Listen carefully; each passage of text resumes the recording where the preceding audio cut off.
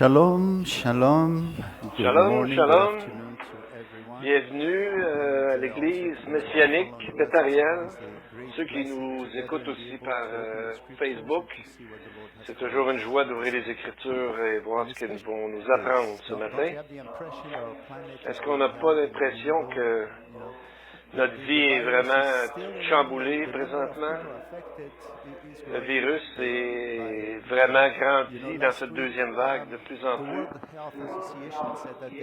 Et la semaine dernière, on a appris que il y a une mort en Europe à toutes les 17 secondes et ça continue à travers le monde à affecter la santé de tous les gens sur la planète. Et l'élection aux États-Unis est toujours contestée et il y a de plus en plus de divisions dans le pays. Il faut prier pour tous ces gens-là. Et c'est rendu qu'il y a des gens civils qui payent pour ça et non pas juste l'armée. En Éthiopie, l'Organisation des Nations Unies dit qu'il y a eu 200 000 Éthiopiens qui sont réfugiés présentement au Soudan. Et il y a le Yémen qui estime qu'il y a à peu près 100 000 personnes qui sont mortes dans les 2 dernières années. Au Burkina Faso, aussi pays de l'Afrique de l'Ouest, il y a des milliers près de mourir de faim. Cachemire est un autre endroit où est-ce que l'Inde et le Pakistan se battent pour avoir ce pays. Et hier, il y a eu des roquettes aussi qui sont tombées sur Israël. Et donc, on voit la guerre qui est partout. En Afghanistan aussi, c'est un conflit qui dure depuis tellement longtemps dans les années. Mais dans l'histoire d'Israël, Dieu a permis à ces calamités d'arriver pour les faire se tourner vers lui afin qu'il puisse les guérir.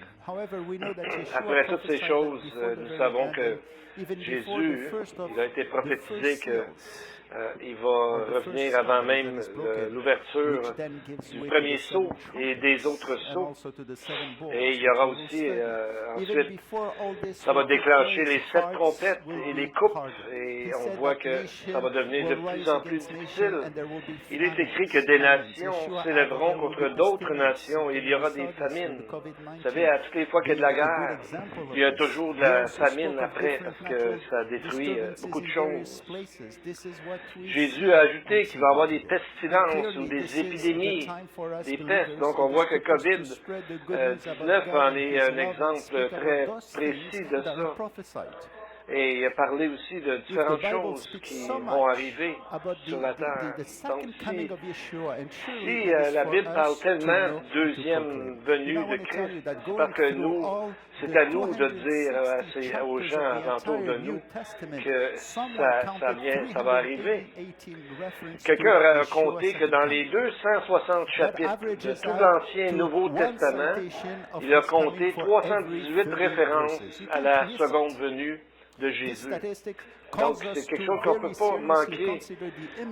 23 des 27 livres du Nouveau Testament font référence à ce grand événement. Seulement 4 livres ne font pas référence directement à la seconde venue de Christ sur 27. Donc, on voit que c'est très important dans la parole de Dieu, les prophéties. L'Ancien Testament est rempli de promesses de cet événement. Quelqu'un a compté aussi qu'il y a 1845 références dans l'Ancien Testament seulement. Et dans 17 livres, c'est vraiment traité comme en premier point, comme en prééminence. Mais aujourd'hui, malheureusement, la majorité d'Églises aujourd'hui ne parlent pas de prophétie. Ils diminuent l'importance des prophéties. Vous savez, c'est rare que je fais ça, mais de temps en temps, je regarde les sujets qui sont les plus populaires parmi les publications chrétiennes. Il y a beaucoup de livres par rapport au pardon, ça c'est bon, faire des meilleures décisions, comment utiliser la puissance de Dieu dans nos vies. Et beaucoup de livres sont pour faire des cultes personnels. Mais il n'y a pas beaucoup de livres qui parlent directement des prophéties si on regarde l'ensemble. Pourtant, les prophéties occupent au moins un quart de la Bible, si on vient de regarder tous ces chiffres-là.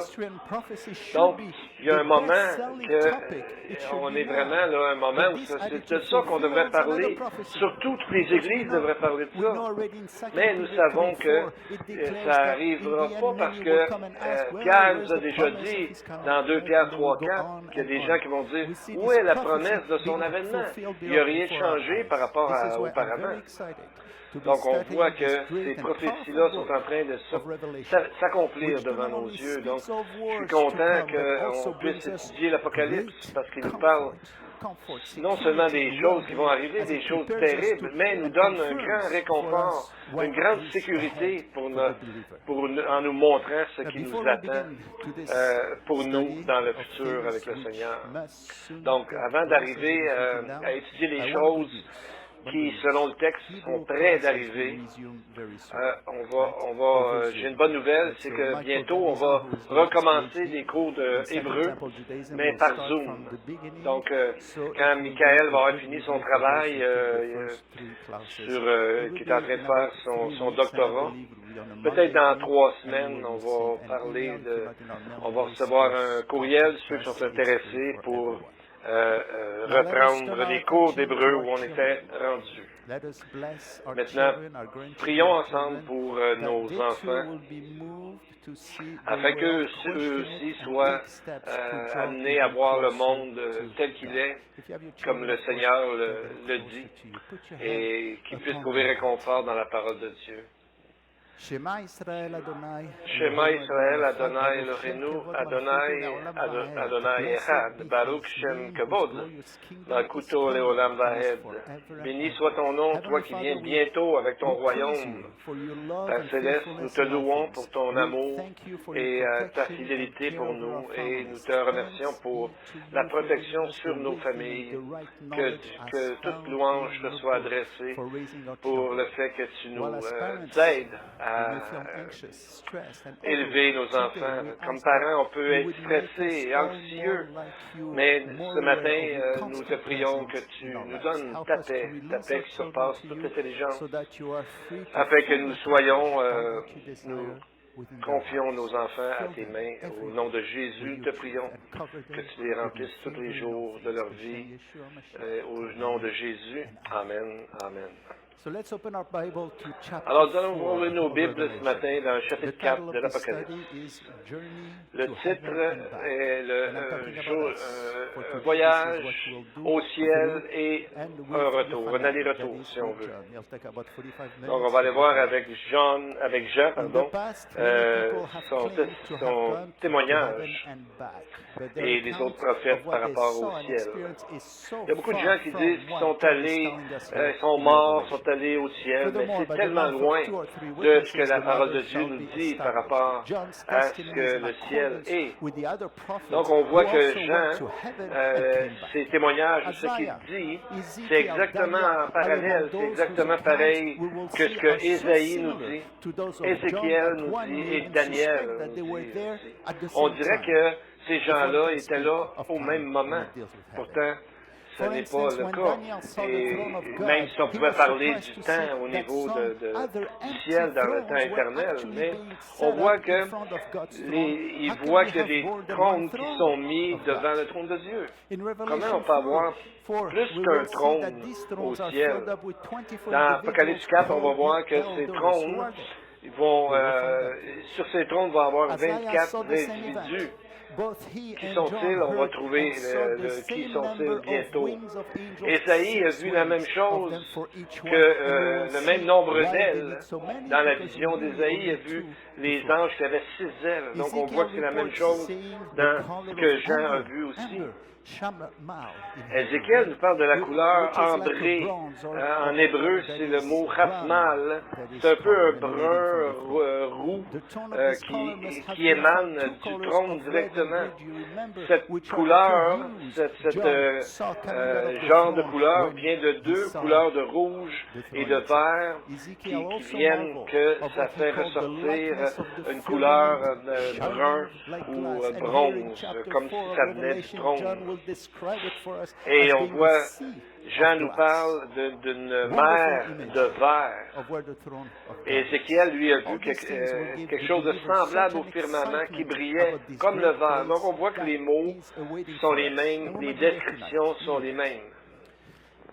Et on voit les détails de toutes ces choses-là, puis on voit qu'on est dans une nouvelle dimension lorsqu'on regarde ces textes-là. Vous savez, nous, on connaît 3 dimensions d'espace. On a la longueur, la largeur et la profondeur.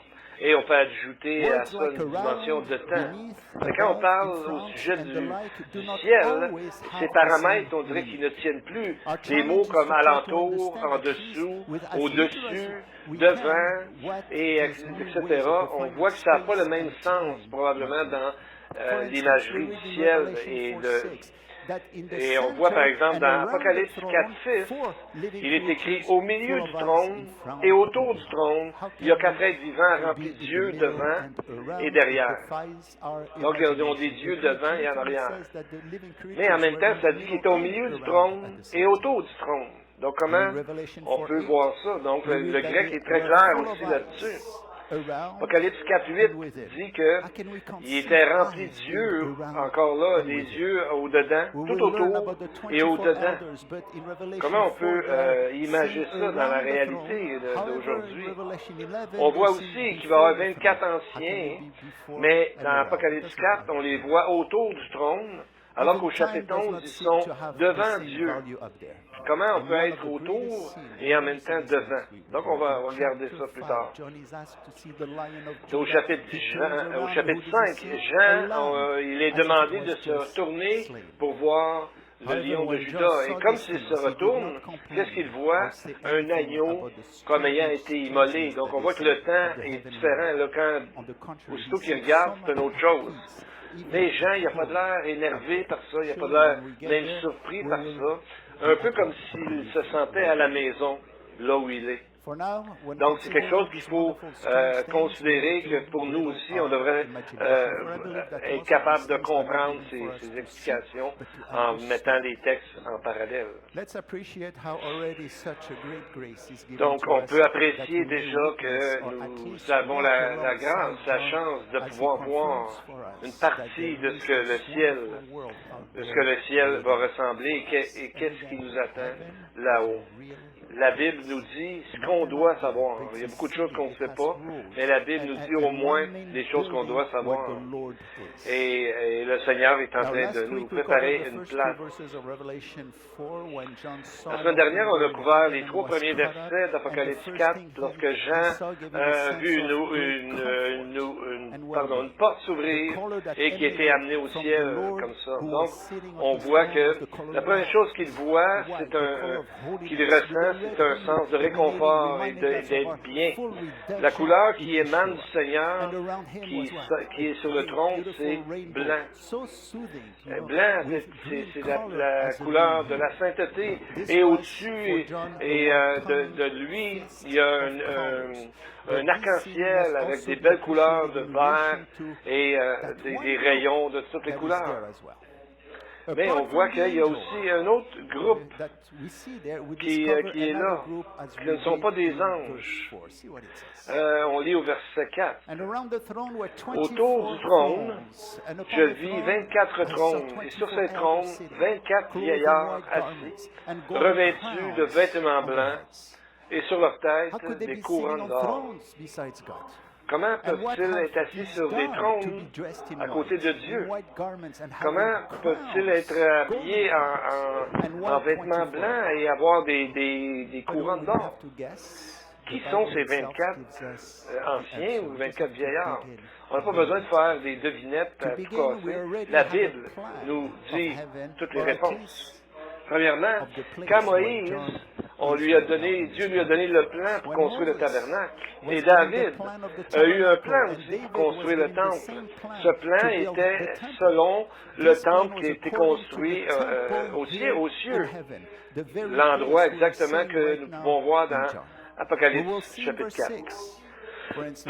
Pardon. On va voir au chapitre verset 6 une magnifique mer de verre qui correspond au bassin de purification dehors le saint, le temple finalement, l'endroit saint. Donc ça représente la sainteté de Dieu. Et on voit aussi les 7 lampes de feu qui brûlent devant le Seigneur, qui sont les 7 esprits de Dieu. Donc on voit, ça c'est au verset 5, qui est le Saint-Esprit dans sa forme parfaite. On voit ici les 7 esprits de Dieu. On voit aussi, un autel dans Apocalypse 8, verset 3, et même un encensoir en or. Tout ça correspond à des images qui sont très claires dans le temple.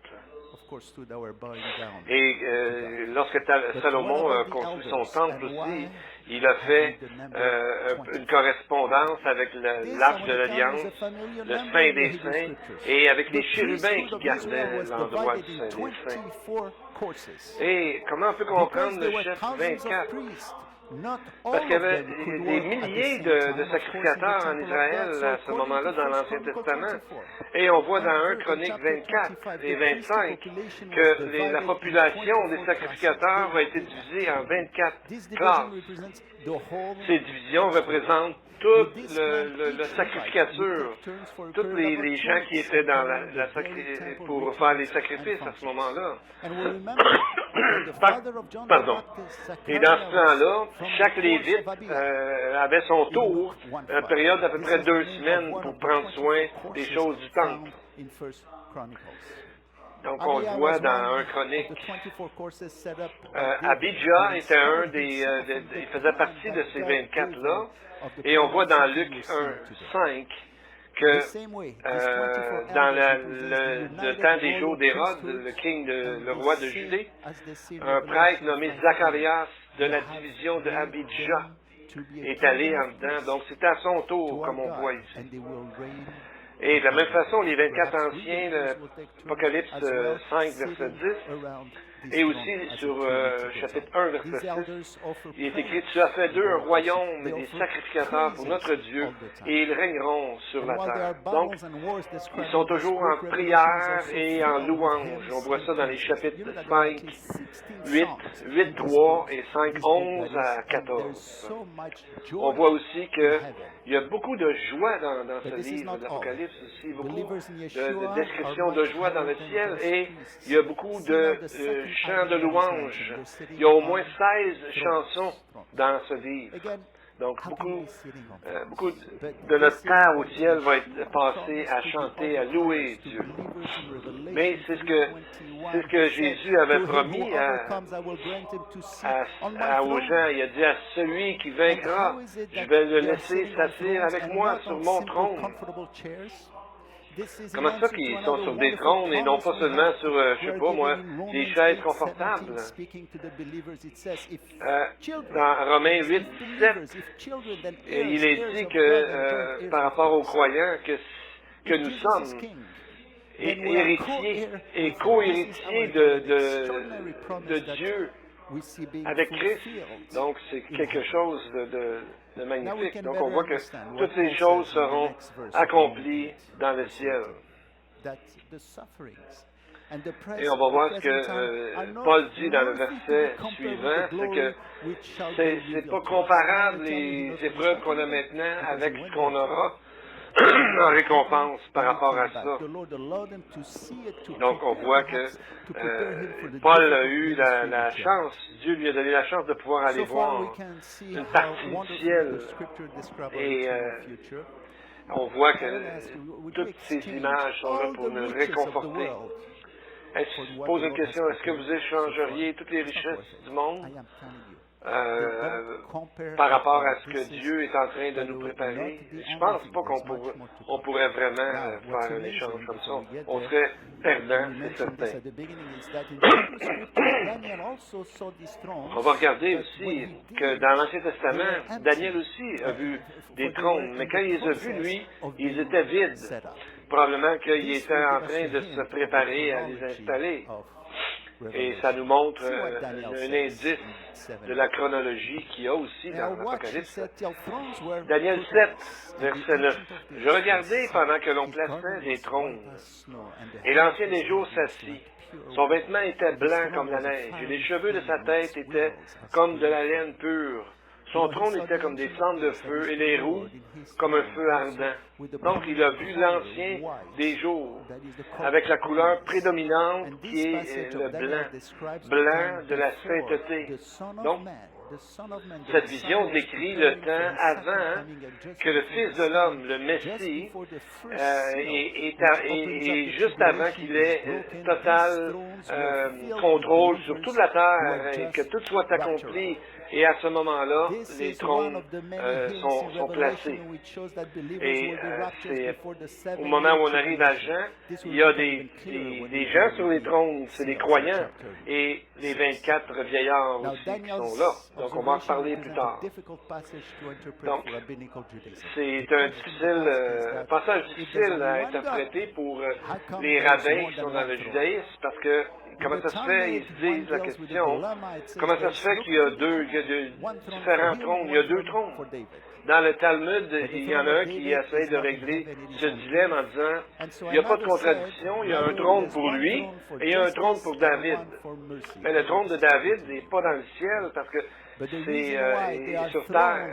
Et un autre a dit, bien, d'abord un trône serait pour la justice et un trône pour la miséricorde. Ça, c'est comme nouveau. Mais pour nous, il est présenté d'une façon que nous savons à cause des textes qui vont ensemble que les deux se peuvent parce que Dieu est omniscient, omniprésent. Donc c'est la même chose qui nous dit que les croyants seront appelés à porter des vêtements blancs. Et on voit une autre chose aussi qu'on voit, c'est qu'ils seront des vêtements blancs parce que les croyants vont participer à l'étant des sacrificateurs, mais aussi dans les jugements. Il est dit que les saints jugeront le monde, jugeront les anges. Troisième chose qu'on voit, c'est que les 24 anciens, les 24 vieillards sont habillés en blanc, mais aussi c'est selon la promesse de Jésus dans l'Apocalypse 3.5, il a dit, celui qui vaincra sera vêtu de vêtements blancs. Et comme il a dit à la Odyssée, je te conseille d'acheter de moi de l'or éprouvé par le feu et des vêtements blancs afin que tu sois vêtu. Donc, on voit ici des couronnes d'or et des vêtements blancs.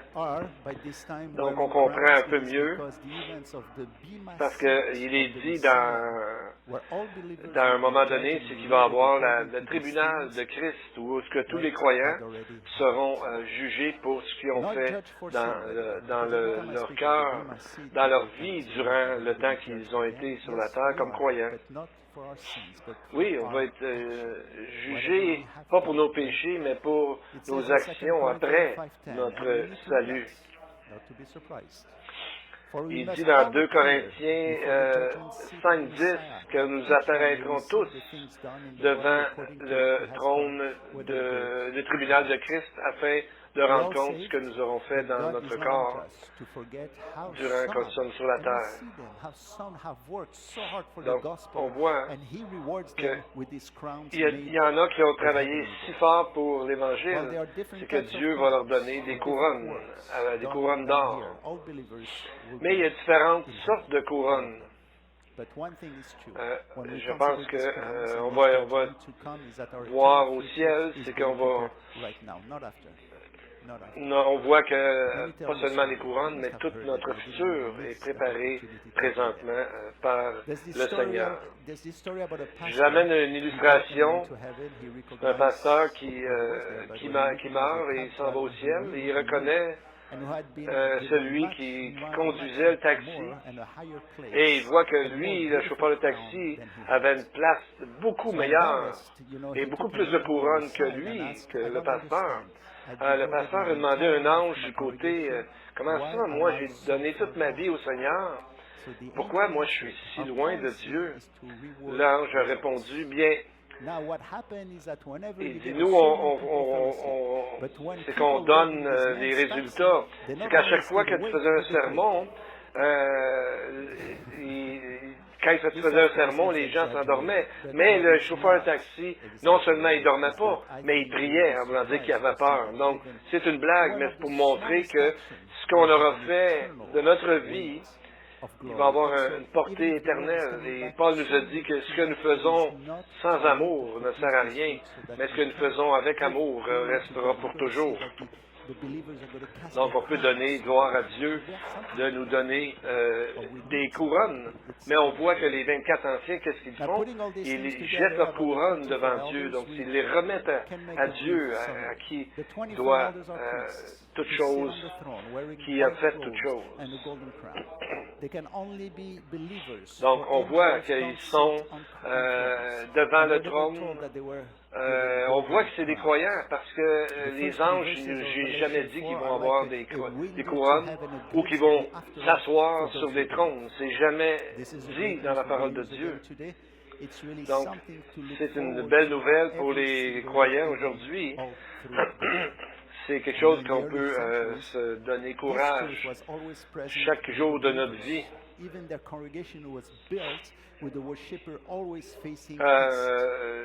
Souvent, les synagogues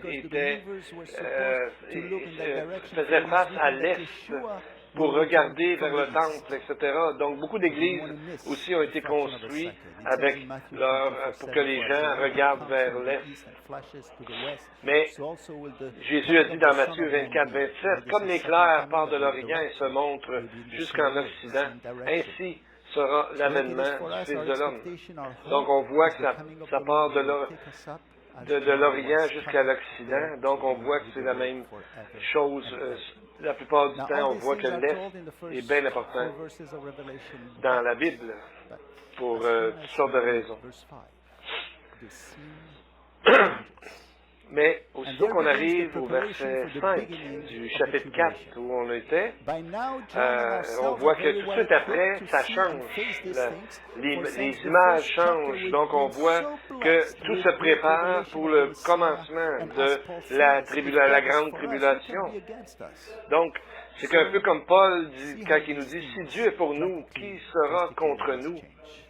Donc, on est tellement bénis depuis le début de notre étude, c'est qu'on voit le ciel avec toutes ces grandes choses qui nous préparent dans la joie. Versets 5 à 8. Du trône sortent des éclairs, des voix et des tonnerres. Devant le trône brûlent 7 lampes ardentes, qui sont les 7 esprits de Dieu. Il y a encore devant le trône comme une mer de verre, semblable à du cristal. Au milieu du trône et autour du trône, il y a 4 êtres vivants remplis de yeux devant et derrière. Donc, on voit que c'est au lieu d'avoir des belles choses, on voit que ce sont des tonnerres et des éclairs et des choses de jugement qui vont arriver. Alors que nous, les croyants, on a vu des belles couleurs et tout ça, là, on voit qu'il commence à avoir des éclairs, du tonnerre. Dans Exode 19, verset 16, quand Dieu est arrivé sur la montagne du Sinaï, il y avait des tonnerres, des éclairs, une épaisse nuée, le son de la trompette, tout le peuple était saisi d'épouvante. Donc, il voit une mer, on revient à notre texte, il voit une mer de verre, comme du cristal. Pourquoi on nous parle de cette mer maintenant et pas avant? Cet item dans le temple représente le parallèle dans le temple sur terre qu'il y avait. C'était le bassin purification. Juste avant l'entrée au lieu saint, c'était un endroit où on devait se purifier. C'était immense. On ne pouvait pas passer à côté. C'était vraiment très, très grand. Il n'y avait pas de dimension pour le bassin de purification de précisément, parce qu'on devait le faire aussi grand qu'on pouvait. C'est une image du péché qui même a abondé, la grâce de Dieu a surabondé. Donc la sanctification pour le Seigneur est un endroit qui n'arrête jamais. Cet endroit qui représente la sainteté de Dieu. Il y a toujours un bassin de purification pour constamment se purifier. Les sacrificateurs devaient toujours faire ça. Quand Salomon, lui, a construit dans son temple un bassin, il a appelé ça une immense mer qu'il a créée pour décrire le bassin. C'est le mot Hayim ou Hayim Mozak, ça veut dire une mer, une immense mer qui est là. Et il y a d'autres prophètes qui ont vu le trône, un aperçu du trône. Il y a eu Ézéchiel qui lui aussi est amené au ciel et lorsqu'il est arrivé, il a vu quelque chose de la même magnitude qui est décrit dans les versets, le verset 22 du chapitre 1. Au-dessus des têtes des animaux, il y avait comme un ciel de cristal resplendissant qui s'étendait sur leurs têtes dans le haut. Donc, on voit que c'est quelque chose de cristal au-dessus de leur tête. Donc, il nous est dit dans l'Apocalypse, c'est arrivé devant le trône. L'Esprit qui a amené Ézéchiel, lui, dans le texte, nous dit qu'il était au-dessus des anges. Et là, il y avait le trône de Dieu qui était comme le Saint des Saints, où est-ce qu'il y a deux chérubins qui étaient là comme au-dessus de l'arche de l'Alliance, qui représente l'endroit où Dieu habite. Mais on voit aussi un immense champ de glace. Et on voit aussi, on parle de cristal, parce qu'en hébreu, le mot kera pour cristal est le même que le mot glace dans la Bible. Donc on voit, c'est la même chose.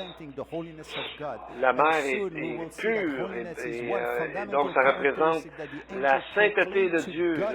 La mer est blanche, de blanc pur qui représente la sainteté de Dieu. Donc si on met l'emphase sur la sainteté dans nos vies, c'est important parce qu'il y a un texte qui dit dans Hébreux 12-14 de rechercher la sanctification, sans laquelle personne ne verra le Seigneur. Donc, la sainteté est une chose que nous devons poursuivre dans notre vie parce que Dieu est saint, très très saint, 3 fois saint, et il nous dit d'être comme lui, d'être saint comme lui est saint. Donc, de chercher à l'imiter, c'est de faire travailler notre sanctification pour servir le Seigneur.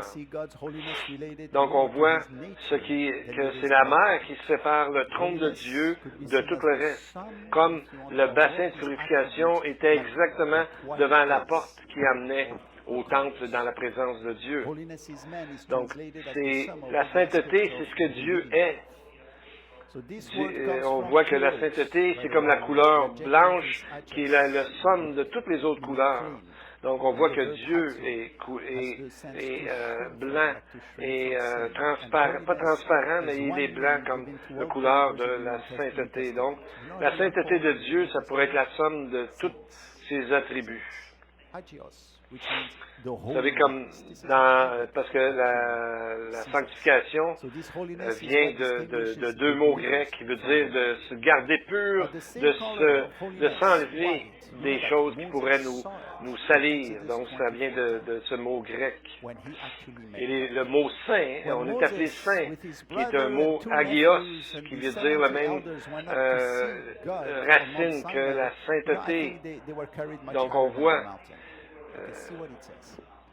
Dans Exode 24:10, on voit que Moïse et son frère et ses 2 neveux et les 70 anciens sont allés voir Dieu, mais on dirait qu'ils sont allés beaucoup plus haut que juste sur la montagne comme telle. Chapitre 24:10. Ils virent le Dieu d'Israël sous ses pieds. Pardon, c'est Exode 24:10. Ils virent le Dieu d'Israël. Sous ses pieds, c'était comme un ouvrage de saphir transparent, comme le ciel lui-même dans sa pureté. Donc, on voit qu'on parle du ciel lui-même, c'est un mot livna. Ça ressemble vraiment le mot laben en hébreu, qui veut dire blancheur. Mais on voit que comme ça parle, que ça ressemble un peu en le bleu, comme le ciel, c'est la couleur du saphir, clair comme le ciel. Ça devait être un bleu pâle. Un peu, comme les franges de leurs vêtements. On disait de mettre des franges bleues pour se rappeler de la présence du ciel. Apocalypse 4, verset 6, il y a une mer de verre semblable à du cristal. Et on voit dans Ézéchiel, on voit le centre alentour et peut-être aussi même dessous le trône de Dieu, où il y a les 4 êtres vivants qui sont remplis de yeux devant et derrière. Donc, on voit que c'est pour ça que les anges disent toujours « Saint, Saint, Saint est le Seigneur ». Et c'est là qu'on va voir une description de ces anges et qu'est-ce qu'ils vont dire au ciel. Versets 7 et 8. Le premier être vivant est semblable à un lion. Le deuxième est semblable à un veau. Le troisième a la face d'un homme. Et le quatrième est semblable à un aigle qui vole. Les 4 êtres vivants ont chacun 6 ailes. Ils sont remplis d'yeux tout autour et au-dedans. Ils ne cessent de dire jour et nuit, Saint, Saint, Saint est le Seigneur Dieu, le Tout-Puissant, qui était, qui est et qui vient. Donc, on ne peut pas étonner qu'il dise toujours Saint, Saint, Saint, après avoir vu toute la bonté de Dieu, d'avoir vu Dieu dans la sainteté, dans la pureté, dans la couleur blanche, et voir tout ça alentour d'eux. Donc, ils ont commencé à est-ce qu'ils peuvent faire autrement que de louer sa sainteté? Donc, on va les voir, ces anges-là, un jour aussi. Donc, on voit qu'ils sont tellement près de Dieu, qu'ils ont des yeux devant et en arrière. 2 fois, on parle de ça dans les versets 6 et les versets 8. Donc, ça doit être important. D'avoir tant Dieu nous suggère qu'ils sont toujours à l'écoute, toujours au courant de tout ce qui se passe au ciel et sur la terre. Ils sont toujours prêts, que Dieu leur donne un ordre et tout de suite, ils le font. Donc, Jésus a parlé de certains anges dans Matthieu 18:10. Il a dit par rapport aux enfants, « Gardez-vous de mépriser un seul de ces petits, car je vous dis que leurs anges dans les cieux voient continuellement la face de mon Père qui est dans les cieux. » Imaginez-vous juste dire du mal d'un frère ou d'une sœur, et ça veut dire que c'est su déjà dans le ciel, parce que ces anges-là voient tout ce que nous faisons, ou nous disons, ou pensons aussi. Donc, tout est révélé. Vous voyez ce que Jean nous dit qu'il voit au verset 7. Le premier être vivant, on voit un lion ici, un veau, un homme, et l'autre un aigle qui vole. Quand on dit un veau, c'est surtout un animal domestique. Là. Ça pourrait être une autre traduction aussi. Mais on voit quatre personnes, si on veut. Mais il dit pas que ce sont un lion vraiment et un homme vraiment, etc., mais qu'ils sont comme, en grec c'est homios, comme on dit c'est homogène, c'est semblable, vous savez. Donc, sont du même genre, sont comparables, semblables. Donc, premièrement, on voit que ce qui ressort dans cette description, c'est leur obéissance complète et totale et la reconnaissance de la souveraineté de Dieu et de sa puissance. Pourquoi on a besoin d'entendre ça? C'est des anges, ce sont des bons anges, ceux qui sont restés avec Dieu, et ils sont là pour nous donner une image de ce qu'il doit faire faire devant Dieu, qu'est-ce qu'on doit dire devant Dieu. Et c'est pour ça une des raisons pourquoi on nous en parle dans ces textes. Donc, on voit même les plus glorieux sont soumis au Seigneur. Et on va voir plus tard qu'il y a des anges qui, eux autres, ne se sont rebellés. Mais on voit que les anges qui ne se sont pas rebellés ont des puissances beaucoup plus grandes et plus fortes. Ils sont près de Dieu tout le temps. Donc, on pourra voir peut-être, au lieu de voir des personnes particulières, que ce soit des expressions, au lieu donc, on pourrait dire que l'expression de l'intelligence et de la liberté de choisir, c'est la face de l'homme, représentation de la force et le pouvoir est dans celui du lion. Et un aspect de serviteur et de l'obéissance, on peut le voir dans l'animal domestique, le veau ou l'autre, le bœuf qu'on dit aussi parfois. Une manifestation de liberté et c'est pas l'ange, pardon, mais l'aigle qui vole. Et c'est la même chose dans les 4 facettes du Messie, si on veut. Le lion nous rappelle dans l'évangile de Matthieu qu'il est roi. Et bientôt, il va apparaître comme le lion de Juda. L'animal domestique, le veau ou le bœuf, vient nous montrer le Messie comme serviteur. Quand il dit Jésus, le Fils de l'homme n'est pas venu pour être servi, mais pour servir dans Marc 10, 45. Mais il est le Fils de l'homme, le combattant, celui qui vient, et comme dans Ézéchiel, il voit aussi comme un veau. Mais on voit que c'est une bête qui est là et qui est la même dans Ézéchiel. Pour ce qui est de l'homme, ça rappelle l'humanité du Messie qui est le reflet et de la gloire et l'empreinte de la personne de Dieu dans Hébreux 1:3. Donc, on voit, ça nous correspondrait à l'évangile de Luc, où est-ce qu'on nous voit l'homme, le Fils de l'homme, qui est dit très souvent dans l'évangile de Luc, qui est notre sauveur et notre réconfort. Et pour ce qui est de l'aigle, qui vole, on voit dans l'évangile de Jean, on parle de la divinité de Jésus, qui était Dieu et qui était avec Dieu et qui est Dieu lui-même. Et qu'est-ce qu'il chante toujours? C'est Saint, Saint, Saint est le Seigneur Dieu, le Tout-Puissant, qui est et qui vient. Donc, les rabbins ont vu qu'il y avait en groupe de 3 ici. Saint, Saint, Saint. Voyez-vous? Les 3 choses les plus importantes pour Dieu, c'est sa omniprésence, son omniscience et son... Donc, on voit que son omnipotence, son omniscience et son omniprésence. Donc, on voit que c'est toujours par 3. Saint, Saint, Saint. Le Père, le Fils et le Saint-Esprit.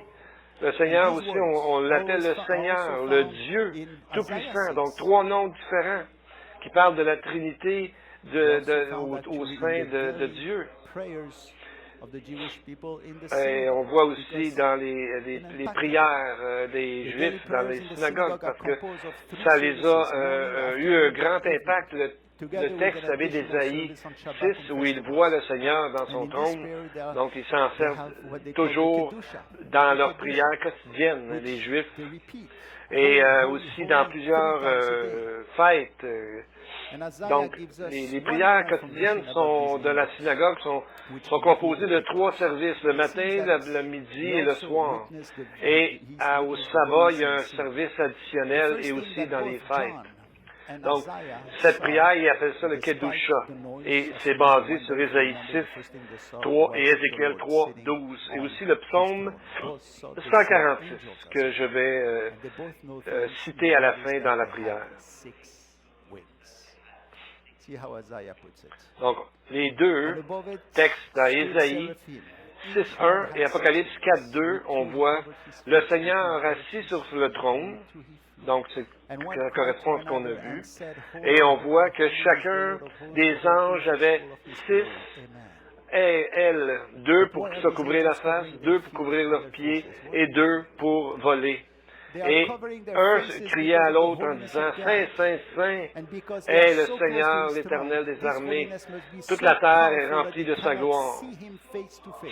Mais qu'est-ce que ça veut dire? C'est qu'on dirait qu'ils ne peuvent pas le voir face à face. Ils sont obligés de couvrir leur face. Mais Paul dit un peu quelque chose qui ressemble à ça, qui dit que nous voyons comme dans un miroir, d'une manière obscure, mais alors nous verrons face à face. Donc c'est un peu semblable pour eux. Ils sont obligés présentement de se cacher la face devant Dieu. Donc, peut-être c'est la même chose. Et Paul a dit aussi qu'un jour, il est allé au 3e ciel et il a entendu des paroles ineffables qui n'est pas permis à un homme d'exprimer. 2 Corinthiens 12.4. Et peut-être comme Jean, il a vu peut-être les 24 trônes, on ne sait pas. Mais il a compris qu'il avait vu face à face un peu Dieu. Qu'à ce moment-là, on pourra le voir face à face. Un peu comme Jacob quand Genèse 32.30, il a dit, j'ai vu Dieu face à face et ma vie a été préservée. Donc, le mot séraphin est déjà au pluriel. Donc, il dit qu'il le cherchait dans son ordinateur en mettant un S à séraphine, mais séraphine, c'est un mot pluriel en hébreu. Donc, c'est mon ordinateur qui s'en rappelait, qui avait raison. Qu'est-ce qu'on peut apprendre de ce verset-là? Le mot en hébreu, la racine, c'est saraf. Ça veut dire de brûler. Donc, c'est comme si les séraphins étaient ceux qui sont d'une offrande pour Dieu ou ceux en même temps qui amènent l'offrande au temple de Dieu. Parce qu'il y a un rabbin, Kimchi, qui l'appelle les anges lumineux et brillants. Parce qu'ils sont tellement près de Dieu, de la source de la lumière, qu'ils reflètent encore plus sa lumière. C'est dans la nature des choses. Daniel en a parlé. Chapitre 12, verset 3, il a dit, « Ceux qui auront été intelligents brilleront comme la splendeur du ciel. Et ceux qui auront enseigné la justice à la multitude brilleront comme les étoiles à toujours et à perpétuité. » Donc, on voit comment Dieu nous encourage dans la Bible, et là, il nous donne une touche de grâce additionnelle, comme il fait souvent, il la donne de façon très généreuse. Il nous dit comment ça va être dans le futur pour nous aider à passer à travers les épreuves que nous avons. C'est pour ça qu'il dit à ceux qui vaincront, il a des promesses particulières. Donc, plus on va avoir de récompenses, plus on va avoir de couronnes, dans le fond, plus on va briller. Pourquoi? Parce qu'on va être plus proche de Dieu, qui est la source lui-même de la lumière. Parce que Dieu est lumière. 1 Jean 1.5. Donc, Dieu n'est pas c'est pas un attribut de Dieu qui est des lumières, mais ça fait partie de sa personnalité, comme lorsqu'on dit que Dieu est amour. Donc, c'est sa nature même. Donc, on dirait que plus on est près, plus on a des récompenses, ça veut dire que plus près on est de Dieu et de réfléchir sa lumière. Jésus le dit dans Matthieu 13, 43. « Alors les justes resplendiront comme le soleil dans le royaume de leur Père. Que celui qui a des oreilles pour entendre, entende. » Donc on voit toutes les récompenses qui sont dans le ciel sont en rapport à être près de notre Seigneur, notre Créateur, déjà sur cette terre. Donc ceux qui sont sages, en hébreu, c'est le mot sakal. Ça veut dire que quelqu'un qui a l'intelligence, la connaissance de la raison, en voulant dire qu'il raisonne comme la parole nous dit de raisonner. Ces textes nous montrent de lire les Écritures pour nous montrer qui est Dieu vraiment. Donc, il dit qu'ils seront comme la lumière pour toujours. Dieu nous invite à être partenaires avec lui et de prêcher la parole de Dieu alentour de nous. Donc, on a besoin d'enseigner la justice, comme le texte de Daniel nous dit, dire aux gens qu'est-ce qui va arriver. Donc, il est temps pour eux de se convertir. Prions maintenant. Je vais commencer avec le Kadusha et finir avec une ancienne prière juive. Kadosh, Kadosh, Kadosh, Adonai Tsevaot, Saint, Saint, Saint est le Seigneur Tout-Puissant, le Seigneur que Dieu de tous les cieux, que le monde entier est rempli de ta gloire. Béni soit le Seigneur dans son endroit de sainteté, que de génération en génération, Alléluia, notre Dieu qui règne pour toujours, notre Dieu de Sion, qui règne de génération en génération. Béni sois-tu, Seigneur, le Père d'Abraham, Isaac et Jacob, celui qui est au Très-Haut et celui qui est notre refuge et le refuge de nos pères, celui qui élargit notre foi, qui nous protège, car tu es le refuge d'Abraham, le refuge de David et le refuge de celui, de quiconque s'approche de toi avec un cœur repentant. Même aujourd'hui, Seigneur, nous voyons qu'il y a des choses qui te dérangent, mais nous voyons aussi qu'il y a des choses qui te rendent heureux et nous voulons être de ceux-là qui te donnent de la joie.